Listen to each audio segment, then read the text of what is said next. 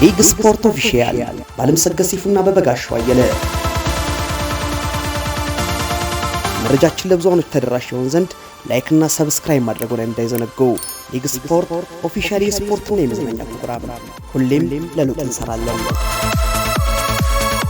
ከአሸናፊ ግርማ ጋር የነበረን ቆይታ ይህንን ይመስል ነበር። በመቀጠል አሁን የት ነው ያሉት የሚለውን ፕሮግራም ከዘውዱ አበራ ጋር ያደረግነውን ቆይታ ተከታትለን እንመለስ። በአሁኑ መቻል በቀድሞ ምድር ጦር ተጫዋች የነበረውና በፍለጋ እንግዳ ያደረግነው ዘውዱ መንግስቴን ወይም ማሙዬን ይዤ ቀርቤያለሁ። ዘውድዬ ለዚህ ፕሮግራም እንግዳ እንድትሆነኝ ስጠይቅህ ካለ ጊዜ በማጣበብ ፈቃደኛ ስለሆንክልኝ በእኔና በባልደረቦቼ እንዲሁም በአርት ስፖርት ስም በጣም አመሰግናለሁ ብዬው ነበር። እኔም ተወዳጅና ተናፋቂ በሆነው ፕሮግራም ዛሬ ደግሞ ማንን ይሆን የሚያቀርቡት በማለት በጉጉት በምጠብቀው አሁን የት ነው ያሉት ፕሮግራማችሁ እንግዳ ስላደረጋችሁኝ እኔም በጣም አመሰግናለሁ ብሏል። ቅጽል ስም አለ ማን ያወጣል በሚለው ነው የጀመርነው። አለኝ አብዛኛው እግር ኳስ ተመልካች የምታወቅበት ማሙዬ ይባላል። ቤተሰቦቼ ናቸው ያወጡልኝ። አብራችሁ እንዴት አልተጫወትም? የት አካባቢ ነው የተወለድከው? ካሳንቺስ ወይም ካዛብላንካ ግቢ ገብርኤል አካባቢ ነው ተወልጄ ያደግኩት። ያው ግቢ ገብርኤል ማለት ቅርብ ነው ለካሳንቺስም ለቤተመንግስቱ ለሁሉም። የልጅነት የኳስ ህይወት ምን ይመስላል? በሰፈር ውስጥ ከኩዮቼ ጋር በመጫወትና ቡድን በማቋቋም ለትምህርት ቤት በመጫወት ቡድኔም በስራተ ወንጌል ራዲዮ ጣቢያ ሲሆን ትምህርት ቤቱ ደግሞ በድሮ አጠራር መነን አስፋው ትምህርት ቤት ሲባል በአሁኑ አጠራር መቅደላ ትምህርት ቤት በመጫወት ልጅነቴን አሳልፌያለሁ። ከዛም በ1970 ዓ.ም ለቅዱስ ጊዮርጊስ ህፃናት ቡድን በመጫወት አሳልፌያለሁ። በሰፈር ውስጥ በሚያደርጉት እንቅስቃሴ በትልቅ ደረጃ መጫወት ሲገባቸው ባክነው የቀሩ የምታስታውሳቸው ልጆች አሉ ወይ? ብዙ አሉ። በስራ ምክንያትና በተለያየ መንገድ ከሚወዱት እግር ኳስ የራቁ እንጂ ትልቅ ደረጃ መድረስ ሲገባቸው 1970 ነው ቅዱስ ጊዮርጊስ ታዳጊ ቡድን ትልቅ ደረጃ መድረስ ሲገባቸው ማለት ነው። አዋላጅ እኮ ነው አንተ። እድሜ ቁጥር ነው። እኔ ሳልወለድ እሱ ጊዮርጊስ ተጫውቷል። 1970 እኮ ነው ያለው እኮ ገባኝ 70። እሺ የክለብ አገባብ ምን ይመስላል? በኋላ መጣ። በ1970 መጨረሻ በውትድርና በምድር ጦር ማመላለሻ በመቀጠር የክፍሎች ውድድር ላይ በመጫወት ለምድር ጦር ለ13 ዓመት መጫወት እያለሁ የክለብ አገባቢ ይመስላል። ለስንት ክለቦች የመጫወት እድል ነበረ? ለ3 የተለያዩ ክለቦች መጫወት እያለሁ እነሱም ቅድም እንደነገርኩ ቅዱስ ጊዮርጊስ ህፃናት ቡድን፣ ለመቻል ቡድንና ለባንኮች ቡድን መጫወት እያለሁ። የማትረሳው ጨዋታ አለ? ለምን? አዎ በደንብ አለ እንጂ። በ1981 ዓ.ም መቻል ከቅዱስ ጊዮርጊስ ጋር ባደረግነው ጨዋታ ቦታው ድሬዳዋ ላይ ነበር። ማቲያስ ሀብተማርያም ያገባውን ጎል ድንቅ ጎል የተሻረበት ጨዋታ መቼም አልረሳውም። ምክንያቱ እስካሁን ስለማይገባኝ መቼም ልረሳው አልችልም ብሏል። ከማን አጠገብ መጫወት ያስደስትካል? ከማቲያስ ሀብተማርያም፣ ከአስፋው ባዩ፣ ከሙሉዓለም እጅጉ፣ ከደረጄና በወቅቱ ድንቅ ከነበረው መቻል ተከላካዮች አጠገብ መጫወት ያስደስተኛል። እና የለውርጌን ሽመልስ ጀቤሳ እንደገና መሀል ላይ ስትሄድ ደግሞ እነ አይንሸት አሉ። ተጫውተዋል። አይንሸት መንገሻ ነበረ። አዲስም ጥቁሩም ተጫውቷል። እና አለምሰገድ ምናምን ይዙት ነበር። ማቲያስ አለምሰገድ ሚድፊልዱም ማለት ነው። ኢንተሎም ነበረ። ለመጀመሪያ ጊዜ ካርድ የሰጠ ዳኛ ማን ነበር? ጋሻ አየለ ተሰማ ወይም አየለ ጅቦ ይባላል። ካርድ ቡድንን የሚጎዳ መሆኑን ያሳዩኝ አርቢትር እሳቸው ናቸው። ከዛ በኋላ ግን ተጠንቅቄያለሁ ብለዋል። በነገር ላይ አየለ ጅቦ አየር ወለድ ነበሩ አይደለም? እኔ እንጃ። ቦክሰኛ ምናምንም ነበሩ። ኤፍሬም አየለ የሚባል ልጅ ነበራቸው። የሰንጋተራ ጋሻዬ ማለት ነው።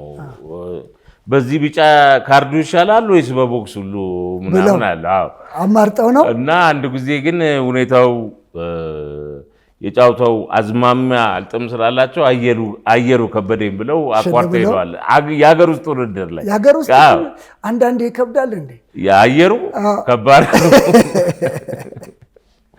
የሚያስቸግር ተጫዋች ማን ነበረ? ለመጥቀስ ያህል አሁን እንደዚህ የሚያስቸግርስ ብለህ ሌላው ጋር ስታቀር ማንም ያስቸግረኝም ነው የሚለው። እሱ ግን ሰለሞን ፋንታሁን ጭሬ መድን ይጫወት የነበረው፣ አብርሃም ብስራት መድን የነበረው የአዲስ ብስራት ወንድም፣ ኤልያስ ጀዋር ማብራት ኃይል፣ ሙሉጌታ ከበደ ቅዱስ ጊዮርጊስ፣ እነዚህ በደንብ ካልጠበካቸው ጉድ ሰርተውብህ አስቀውብህ ነው የሚያልፉት። ስለዚህ የሚያስቸግሩኝ ተጫዋቾች እነሱ ናቸው። ካገባው ጎል የማትረሳው አለ ወይ? ለምን? በ1972 ከምድር ጦር ከኦሜድላ ጋር ስንጫወት ተመልካች ሰዓት አለቀ በማለት በመውጣት ላይ እያለ ከኦሜድላ ላይ ያገቧት ጎል መቼም አረሳውም። በዛ ጎል አሸነፈን ስለወጣን እቺን ጎል አረሳትም የኔ ጎል ነች ብለህ ከገባባችሁስ ጎል እማትረሳዋል ወይ? ከገባብን ጎል እማረሳው አሁን ኑሮውን በአውስትራሊያ ያደረገው ኤርሚያስ ወንድሙ ከመሃል ሜዳ ያገባብን እና በኢትዮጵያ ቡና 6 የገባብን ጎል መቼም አረሳውም። ኤርሚያስ ወንድሙ ገፋ አድርጎ ነው የለቀቀብን። እሱ ግን ኤርሚያስ ወንድሙ በጣም የሚገርም በወቅቱ የማን ነው ወንድሙም አለ ሰለሞን ወንድሙም አለ። በግል ባህሪም በምናምንም የተለያዩ ናቸው። ኤርሚያስ ግን በቃ ትክክለኛ እንደውም በኢትዮጵያ ታሪክ ያልተለመደ አይነት አጫወት ያለው አጥቂ ነበረ ነው። ጉልበተኛ ነው። አባትየውም አሰልጣኝ ነበር። የኤልፓ ክለብ ለአፍሪካ የክለቦች ሻምፒዮና እንዲያልፍ ሁሉ አድርገው ኤርሚያስ ሁሉ የቡድኑ አባል ሆኖ ሄደዋል ናይጄሪያ። ከመቻል ቡድን ስብስብ ትንሽ እናስታውስ ብዬው ነበረ። በረኛ አይላትን አድርገዋል። ተከላካይ ላይ ያው አስፋው ባዩ፣ ክፍሌ ቦልተና፣ ደረጀ በላይ፣ ቡታ አስምሮም፣ ኃይል አየለ ወርጌን። አማካይ ላይ ሙሉዓለም እጅጉ፣ ግርማ አብርሃም፣ አለም ሰገድ አኒቼ፣ ሞገስን፣ ቦጋለ ዘውዴን፣ ኢንተሎን። አጥቂ ላይ ታሪኩ መንጀታ፣ ማቲያስ አብተማርያምንና በሀብቱ ገብረ ማርያም፣ በላቸው ትንሼን። እነዚህ ለትውስታ አይበቃም ወይ ብለዋል። ያው ለመቻል ሲጫወቱ እነዚህን ተጫዋቾች ማያቅ ሰው የለም። ስለዚህ እናስታውሳቸው በሚለው ነው። ይህንን ከቤተሰብ ያንተን ፈለግ የተከተለ አለ ወይ? ከቤተሰብ የኔን ፈለግ የተከተለ ታናሽ ወንድሜ አበራ መንግስቴ ይባላል። በኢትዮጵያ ቡናና በተለያየ ክለብ ተጫውተዋል። አሁን ኑሮም በአሜሪካን አገር ነው ያደረገው። ጥሩም መጥፎም ገጠመኝ ካለ ጥሩ ምለው ተማሪው ማን ነበረ? አህመድ ሙላት ነው። አህመድ ሙላት ጀርመን ድረስ አብረው ነበረ። ከኤልፓ ቡና አህመድ ሙላት ፖሊስ ነበር መጀመሪያ። ከዛ ኤልፓ ከዛ ቡና። ለመጀመሪያ ጊዜ ለብሔራዊ ቡድን ስትመረጥ የነበረን ስሜት ያው በወቅቱ ብሔራዊ ቡድን ስትጠራ ወታደር ሆነ አገልግል ስትባል እንደዚህ አይነት ስሜት ነው እና መቼም በቃ ብሔራዊ ቡድን ስትጠራ የተሰማኝን ደስታ ልነግርህ አልችልም። በወቅቱ እነ በቀለ የሚባል በረኛ ነበረ። እንደ ኤርሚያስ ወንድሙ፣ ተስፋ ሚካኤል ዳኜ፣ ብዙዎቹ ከነሱ ጋር እነሱ አጠገብ መገኘት ራሱ መታደል ነው። በዛ ላይ አገር ማገልገል። ጥሩ መጥፎ ገጠመኝ ካለ ብዬው ነበረ ቅድም ጀምሬ ያቋረጥከኝ። በ1974 ፌዴሬሽኑ ያዘጋጀውን ሁሉንም ዋንጫ ያገኘንበት አሪፉ ገጠመኝ ሲሆን፣ መጥፎ መለው ደግሞ በጉዳት ከምወደው እግር ኳስ ለትንሽ ጊዜ ቢሆን የተገለልኩበት የብሔራዊ ቡድን ስብስቡን እስቲ ትንሽ እናስታውሳቸው ብዬው ነበር። በረኛ ያደረገው በለጠ ወዳጆ ነው። ተከላካይ ቦታ ላይ በቀለ ብርሃኑ፣ ዳኛቸው ደምሴ፣ አስራት አዱኛ፣ ሙሉዓለም እጅጉን አድርጓል። አማካይ ላይ ሰለሞን ዮሐንስ ቸርኬ፣ ተስፋ ሚካኤል ዳኜ፣ ሰለሞን መኮንን ሉቾ። አጥቂ ላይ ደግሞ ኤልያስ ጀዋር፣ ገብረመድህን ኃይሌ፣ ሙሉጌታ ከበደን ካስገባን አይበቃም ወይ ብሏል። በቂ ነው። አሪፍ ስብስብ ነው። በሊንግም በክለብ ደረጃ አሳለፈውና ናሽናል ቲም ላይ አስጀምረኝ ብሎት ነው። ከወንድም ጋር በተቃራኒ ስትጫወቱ የምታስታውሰው ገጠመኝ ካለ? በአንድ ወቅት ቡና ከመቻል ስንጫወት በተከላካያችን ስህተት ጎል አግብተውብን ሲጨፍሩ ተከላካያችንን አትለውም ወይ ብዬው ስናገር ጓደኞቹ ወንድም አይደለም ወይ ሲሉኝ ወንድምነቱ ቤት ነው ይሄ የእንጀራ ጉዳይ ነው ብዬ የተናገርኩት ትዝ ይለኛል። ቀላቅለ በለው ብዬው ነበር።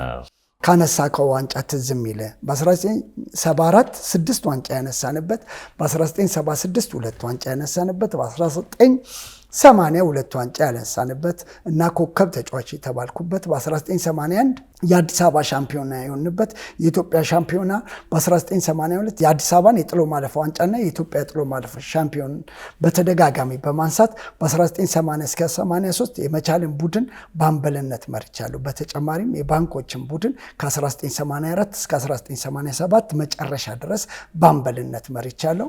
ዋንጫውንም አምበልነቱንም እንደዚህ ለአመራርነት የተፈጠረ ነው። አንደኛ በባህሪውም ምስጉን ዝም ነው። በቃ አንተን አይቶ ማየት ነው። እግዚአብሔር ይስጥልኝ። እስቲ የባንኮችን ስብስብ እናስታውሳቸው ብዬ ነበር። በረኛ ተስፋዬ አድማሱ ኦስትሪችን ሲያደርግ ዮሴፍ ቡላ ይመስለኛል ዮሴፍን እሱ ባለው ኦሜጋን ተስፋዬ ሞገስን፣ አማካይ ላይ ደግሞ አብይ ሃይማኖትን ያደረገው። አማካይ ላይ ደግሞ ኤልያስ መንግስቴን፣ ዮሐንስን ኢንተሎ ቦጋለ ዘውዴ ማለት ነው። አጥቂ ላይ ሁሴንና ትንሽን ካስታወስን አይበቃም ብሏል። ይበቃል ብየዋለሁ። አሁን የት ትገኛለህ? በምን ስራ ላይ? አዲስ አበባ ነው የምገኘው። የስራ ሁኔታ በጡረታ ላይ ቢሆንም የራሴን የግል ስራ እየሰራው እገኛለሁ። ያንተን ፈለግ የተከተለ ልጅ አለ ወይ ብየው ነበር። በእግር ኳሱ ሳይሆን በሌላ ዘርፍ ላይ ትገኛለች። ዮርዳኖስ ዘውዱ ትባላለች። ቀረ የምትለው ነገር ካለ አገራችንን ሰላም ያድርግልን። ስላስታወሳችሁኝ የአርት ስፖርት ዝግጅት ክፍልን በጣም አመሰግናለሁ። ኢትዮጵያ ለዘላለም ትኖር ብለዋል። እኛም ዮርዳኖስን ፈጣሪ ለወግ ማድረግ ያብቃለት፣ ያሳድግለት። አሜን። አሁን የት ነው ያሉት? ፕሮግራማችን ይህንን ይመስል ነበር። ሳምንት በሌላ አዳዲስ ፕሮግራሞች እስከምንገናኝ እስከ ሳምንት ቸር ሰንብቱ።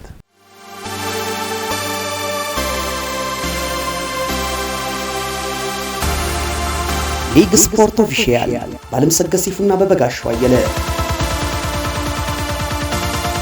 መረጃችን ለብዙዎች ተደራሽ ይሆን ዘንድ ላይክ እና ሰብስክራይብ ማድረጉን እንዳይዘነጉ። ሊግ ስፖርት ኦፊሻል የስፖርትና የመዝናኛ ፕሮግራም ሁሌም ለለውጥ እንሰራለን።